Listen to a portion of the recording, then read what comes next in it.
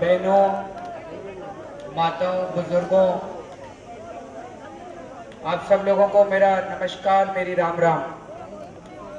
अभी कुछ दिन पहले जंतर मंतर पे हम लोगों ने किसानों के मुद्दे उठाने के लिए एक कार्यक्रम किया था और वहां पे हमारे देश के किसान गजेंद्र सिंह जी की मौत हुई। उसके लिए हम सब लोगों को बहुत खेद है। हम सब लोग वहां मौजूद थे, हम लोग स्टेज पे बैठे हुए थे। स्टेज से गजेंद्र सिंह दिखाई नहीं दे रहे थे क्योंकि वो पेड़ के पीछे थे और बैनर कई सारे लगे हुए थे। लेकिन जो कुछ भी हुआ उसकी अभी जांच चल रही है। बहुत ही दर्दनाक हादसा था, दर्दनाक बात हुई। हम भगवान से प्रार्थना करते हैं कि उनकी आत्मा को शांति मिले। उनकी मौत ने देश भर में किसानों के साथ जो कुछ भी हो रहा है, आज किसान पूरे देश में आत्महत्या करने के लिए मजबूर हैं। किसानों को अपनी फसलों के दाम नहीं मिल रहे, किसानों की फसलें बर्बाद हो जाए तो उनको मुआवजा नहीं मिलता। आज इस देश में कोई किसानी करना ही नहीं चाहता। उनकी मौत ने कम से कम ये सारे मुद्दे देश के सामने रखे। आज हमारे बीच में राजस्थान से उनके परिवार के सदस्य आए हैं। मैं तहे दिल से उन सबका दिल्ली में आज इस मंच पे स्वागत करता हूं। गजेंद्र सिंह जी ने, आज वो हमारे बीच में तो नहीं है, लेकिन अपनी जान देकर, जैसा मैंने कहा कि किसानों के मुद्दों को के ऊपर पूरे देश को सोचने के लिए, सरकारों को सोचने के लिए मजबूर किया। इसलिए दिल्ली सरकार ने यह निर्णय लिया कि ये जो किसानों को मुआवजा आज हम देने जा रहे हैं, इस योजना का नाम शहीद गजेंद्र सिंह जी के नाम पे रखा जाए। दूसरा, सरकार ने यह भी निर्णय लिया है, दिल्ली सरकार ने, कि उनके नाम से एक स्मारक बनाया जाएगा और उनके परिवार में उनका जब भी एक बच्चा बड़ा होगा, दिल्ली सरकार उसको नौकरी देगी। आज इस मुआवजे का ऐलान तो पहले हो गया था। आज इस मुआवजे के कुछ चेक, एक तरह से मुआवजे की शुरुआत, मुआवजे के चेक बंटने का आज कार्यक्रम शुरू किया जा रहा है। आज कुछ किसानों को चेक दिए जाएंगे। जैसा आप सब लोग जानते हैं, पिछले महीने बेमौसम बारिश हुई। बेमौसम बारिश की वजह से कई किसानों की फसलें बर्बाद हो गई। हर साल बारिश नहीं होती जी, हर साल किसानों की फसलें बर्बाद नहीं होती। लेकिन जब किसानों की फसलें बर्बाद हो, जब देश के किसान को हमारी जरूरत पड़े, तो सरकार का यह फर्ज बनता है कि हम अपने किसानों के साथ कंधे से कंधा मिला के उनका साथ दें। इसी के तहत दिल्ली सरकार ने निर्णय लिया कि जो किसानों का नुकसान हुआ है, किसान अपने पसीने से, बारिश में, धूप में खूब मेहनत करके हमारे लिए अन्न बोता है, हम लोगों के लिए खाना उगाता है, पूरे देश की सेवा करता है। तो जब किसान मुसीबत में है तो पूरे देश का फर्ज बनता है कि हम उनका साथ दें। तो दिल्ली सरकार ने तय किया कि उनको मुआवजा देना चाहिए। कितना मुआवजा देना चाहिए, इसके ऊपर फिर बड़ी बहस छिड़ी और हम लोगों ने तय किया कि मुआवजे की राशि कम से कम इतनी तो होनी चाहिए कि किसान का नुकसान भी भर जाए और वो कुछ महीने के लिए अपने बच्चों को भी पाल सके। कुछ राज्यों में सुनने में आता है कि 200 रुपए का 300 रुपए का मुआवजे का चेक पकड़ा देते हैं। ये तो अपमान है जी। ये तो एक तरह से किसानों को भिखारी बनाने वाली बात है। ये ठीक नहीं है। किसानों को जहां इज्जत मिलनी चाहिए वहां उचित मुआवजा भी मिलना चाहिए। तो दिल्ली सरकार ने जो ये 20,000 रुपए एकड़ यानी कि 50,000 रुपए हेक्टेयर का मुआवजा ऐलान किया है। यह बताया जाता है कि पूरे देश में अब तक का इतिहास में सबसे ज्यादा मुआवजा है। और मैं उम्मीद करता हूं कि जो पहल दिल्ली सरकार ने की है, इससे सबक लेके देश की अन्य सरकारें भी, अन्य राज्य भी किसानों को इसी तरह से अधिक उनकी सहायता करने की कोशिश करेंगी। जब भाई साहब कह रहे हैं सारी स्टेट में शोर मच गया, शोर तो मच गया जी, अच्छा है, लेकिन अब वो देना चालू करे तो अच्छा है। जब हम ये तय कर रहे थे, सबसे पहले मैं हमारे अफसरों को बधाई देना चाहूंगा। उन्होंने बड़ी मेहनत की। खास तौर से हमारे डिविजनल कमिश्नर साहब अश्विनी कुमार जी यहाँ मौजूद है, तो सामने आ जाएं। वो ये बड़े अच्छे अफसर हैं जी, बहुत ही ईमानदार, और लोगों के लिए इनके मन में बड़ी दया है। इन्होंने बड़ा साथ दिया। हमारे डीसी जितने हैं उन्होंने बड़ा साथ दिया, और उन्होंने सारा मुआयना किया, बहुत जल्दी मुआयना पूरा कर लिया। फिर हम लोग बैठे चर्चा करने कि भाई मान लो किसी का खेत है, उसमें किसी की 30% फसल खराब हुई, तो उसको कितना मुआवजा दें। अब ये हुआ भाई 30% फसल खराब हुई कि 35% फसल खराब हुई, ये कैसा पता चलेगा? अफसर तो जाता है ऊपर से देख के आ जाता है, उसको क्या पता। दूसरा, मैं कई गांवों में खुद गया था, तो मैंने देखा कि हम कह देते हैं 30% फसल खराब हुई, जो 70% फसल थी उसमें से भी जो दाना निकला वो खरीदने बेचने लायक नहीं था जी।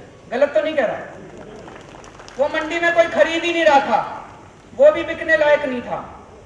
तो हमने ये तय किया कि जिन जिन किसानों की 70% से कम फसल, जो अफसरों ने अपने रिकॉर्ड में मुआयना करके लिखा है कि जिन जिन किसानों की 70% से कम फसल खराब हुई, ऐसा आंका गया है, उनको हम 70% मुआवजा दे देंगे।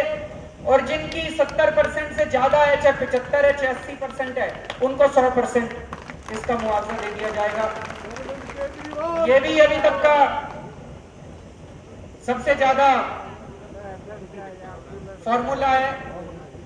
कई लोग पूछते हैं जी, कई लोग मेरे से कहते हैं, जब हम अंदर भी बात करते हैं, बाहर भी जनता के बीच में बात करते हैं, पैसा कहां से आएगा? लोग मेरे से पूछते हैं जी पैसा कहां से आएगा। मैं चुनाव के पहले भी कहता था, और आज चुनाव के बाद, सरकार में आने के बाद भी कह रहा हूं, भाई साहब सरकार में पैसे की कमी नहीं है, नीयत की कमी थी। नीयत की कमी थी। अब अच्छी नीयत वाले आ गए। अब किसानों को मुआवजा भी मिल जाएगा। हमने भ्रष्टाचार कम कर दिया जी। भ्रष्टाचार कम करने से जो पैसा बचा, उससे आपके बिजली के बिल भी आगे कर दिए, उससे आपको मुआवजा भी दे दिया। भ्रष्टाचार कम होएगा तो अपने आप पैसा बच जाएगा जी। पैसे की कमी नहीं है, नीयत की कमी थी। तो बिजली के बिल भी आप क्या आधे करें, वो भी जनता पूछती है जी, बिजली के बिल कैसे आधे कर दिए, पैसा कहां से आएगा? 1400 करोड़ रुपया खर्च हुआ भाई साहब बिजली के बिल कम करने में। और हम कर सकते हैं बिजली के बिल कम, तो देश की बाकी सरकारें भी कर सकती हैं, वो क्यों नहीं करती? ईमानदारी से काम करो, सारे काम हो जाते हैं भाई साहब। ईमानदारी से काम, नीयत चाहिए बस, और कुछ नहीं चाहिए। चुनाव के पहले खूब संघर्ष किया जी हमने, आप लोगों ने साथ दिया। लेकिन आप लोगों की जानकारी के लिए बता दूं, संघर्ष अभी हमारा पूरा नहीं हुआ। जितना संघर्ष हम सरकार के बाहर किया करते थे, उतना ही संघर्ष अभी सरकार के अंदर भी चल रहा है भाई साहब। रोज संघर्ष होता है हमारा, और खास तौर से केंद्र सरकार पूरी कोशिश कर रही है ये आम आदमी पार्टी की सरकार नाकाम हो जाए। कोई नहीं चाहता ये आम आदमी पार्टी की सरकार सफल हो, जनता चाहती है बस। बाकी ये दूसरी पार्टियां नहीं चाहती कि आम आदमी पार्टी की सरकार सफल हो, सारे चाहते हैं फेल हो जाए। बाकी कांग्रेस बीजेपी ये सारे तो एक ही थैली के चट्टे बट्टे हैं जी। वो कहते हैं two sides of the same coin, एक ही थैली के चट्टे बट्टे हैं। बीजेपी को कांग्रेस से परेशानी नहीं है, कांग्रेस को बीजेपी से परेशानी नहीं है, इन दोनों पार्टियों को आम आदमी पार्टी से परेशानी है। गलत तो नहीं कह रहे भाई साहब? कल बीजेपी सत्ता में आ जाए तो ठेके कांग्रेस वालों को भी मिलते हैं, कल कांग्रेस सत्ता में आ जाए तो ठेके बीजेपी वालों को भी मिलते हैं, लेकिन आम आदमी पार्टी सत्ता में आ जाए तो दोनों के ठेके बंद हो जाते हैं, ठेके आम आदमी को मिलते हैं। तो ये दोनों पार्टियां चाहती हैं कि आम आदमी पार्टी सफल बिल्कुल नहीं होनी चाहिए, सफल होनी चाहिए। तो खूब जोर लगा रहे हैं जी केंद्र सरकार वाले। दिल्ली सरकार को पूर्ण राज्य का दर्जा नहीं है, आपको पता है, तो बहुत सारी बातों में हमें गृह मंत्रालय को देखना पड़ता है। आपकी जानकारी के लिए बता दूं, जब से मुख्यमंत्री बनाऊं, अब लगभग 3 महीने हो गए, इतनी चिट्ठियां लिखी मैंने गृह मंत्रालय को, इतने प्रपोजल भेजे, एक चिट्ठी का जवाब नहीं आया गृह मंत्रालय से, केंद्र सरकार से एक चिट्ठी का जवाब। जो चिट्ठी भेजो कुंडली लगा के बैठ जाते हैं, वो जो चिट्ठी भेजो कुंडली लगा के बैठ जाते हैं। लेकिन मैं उनको बता दूं, जो मर्जी कर लो तुम, जनता दिल्ली की हमारे साथ है और 5 साल में दिल्ली का हुलिया बदल के रखेंगे। अभी हमने एंटी करप्शन ब्रांच का ये 1031 हेल्पलाइन शुरू करी। हमने कहा भाई दिल्ली में कोई भी भ्रष्टाचार करे तो इस नंबर पे फोन करो। अभी पिछले 15 दिन में भाई साहब 25 अफसर गिरफ्तार हो चुके हैं, 25 अफसर, छोटी बात नहीं है। मैसेज चला गया सबको, भ्रष्टाचारियों को डर गए हैं सारे, लेकिन फिर भी थोड़ा बहुत अब क्या कर रहे हैं, सीधे नहीं लेते, आदमी रख रखे हैं। गलत तो नहीं कह रहा जी? तो अभी 3 सब रजिस्ट्रार कल सस्पेंड करे हैं, उन्होंने अपने दफ्तर में आदमी रख रखे थे, वो आदमी भी पकड़ लिया और सब रजिस्ट्रार भी पकड़ लिया। 3 सब रजिस्ट्रार सस्पेंड करे हैं जिन्होंने अपने दफ्तरों में दलाल बिठा रखे थे। तो वो एक कदम आगे बढ़ेंगे, हम उनसे 2 कदम आगे बढ़ेंगे। तो हमने ये टेलीफोन लाइन चालू करी, तो केंद्र सरकार बीजेपी वाले कहते हैं भाई पुलिस की भ्रष्टाचार के ऊपर आप एक्शन नहीं ले सकते। क्यों भाई, पुलिस का भ्रष्टाचार ज्यादा प्यारा है, पुलिस के ऊपर क्यों नहीं एक्शन ले सकते? भाई भ्रष्टाचार तो भ्रष्टाचार है, ईमानदार आदमी ईमानदार, हम ये नहीं कह रहे पुलिस वाले जो, लेकिन जो भी भ्रष्टाचारी है वो भ्रष्टाचारी है। हमने कहा भाई क्यों नहीं ले सकते? तो अभी पिछले शुक्रवार को एक पुलिस का कांस्टेबल था, या पुलिस का कांस्टेबल रंगे हाथों पैसे लेता हुआ एंटी करप्शन वालों ने गिरफ्तार कर लिया। 3 पुलिस वाले थे, 2 भाग गए, एक रंगे हाथों पैसे लेता हुआ गिरफ्तार कर लिया। उसको गिरफ्तार करके ले आए, जेल में डाल दिया। उसके बाद तो भाई साहब ऊपर से नीचे तक सबके फोन पे फोन, फोन पे फोन, फोन के फोन। पुलिस कमिश्नर खुद फोन कर रहे हैं हमारे एंटी करप्शन के हेड को कि ये मामला हमें दे दो, पुलिस वालों को दे दो। क्यों दे दो भाई? अभी तक तुमने भ्रष्टाचार नहीं ठीक करा, सारे फोन कर रहे हैं। और फिर आपको यह जान के ताज्जुब होगा, अगले दिन जिस कांस्टेबल को हम लोगों ने पैसे लेते पकड़ा था, पुलिस वालों ने हमारी एंटी करप्शन के खिलाफ किडनैपिंग का मामला बना दिया, हम किडनैप करके ले गए उसको। तो ये पुलिस वाले नहीं कर रहे, ये ऊपर से बीजेपी करा रही है। गलत तो नहीं कह रहा जी? बीजेपी करा रही है, केंद्र सरकार करा रही है। उन्होंने किडनैपिंग का मामला बना दिया, हमने कोर्ट में पेश किया कांस्टेबल को, तो कोर्ट में पुलिस वाले आके कहते हैं जी दिल्ली सरकार के अंडर में नहीं आती पुलिस, दिल्ली सरकार भ्रष्टाचारी पुलिस वाले को गिरफ्तार नहीं कर सकती। जज ने कहा ये नहीं सुनूंगा मैं, जज ने उसको 3 दिन की पुलिस कस्टडी दे दी। उसके बाद 3 दिन के बाद जज ने 14 दिन की जुडिशियल कस्टडी दे दी और कल हाई कोर्ट के अंदर गए। केंद्र सरकार वाले हाई कोर्ट के अंदर भी हार गए भाई साहब। अंत में सच्चाई की जीत होती है जी। तो मैं केवल ये कहना चाहता हूं जी, 24 घंटे लगा हुआ हूं आप लोगों के लिए। आप लोगों ने इतना भारी बहुमत दिया था, इतनी सीट देके जिताया था। एक बार तो मैं डर गया कि इतना बड़ा विश्वास जो जनता ने दिया है, भगवान से प्रार्थना की कि हमें शक्ति दे, हमें सद्बुद्धि दे कि हम उसको पूरा कर सकें। लेकिन 24 घंटे मेहनत कर रहे हैं हम लोग। बस आप लोग अपना प्यार बनाए रखना, आप लोग अपना आशीर्वाद बनाए रखना। बाकी इन सारे भ्रष्टाचारियों से लड़ने की ताकत तो है, ऊपर वाला अपने साथ है, चिंता करने की जरूरत नहीं है। अंत में जीत हम लोगों की होगी। बहुत बहुत शुक्रिया।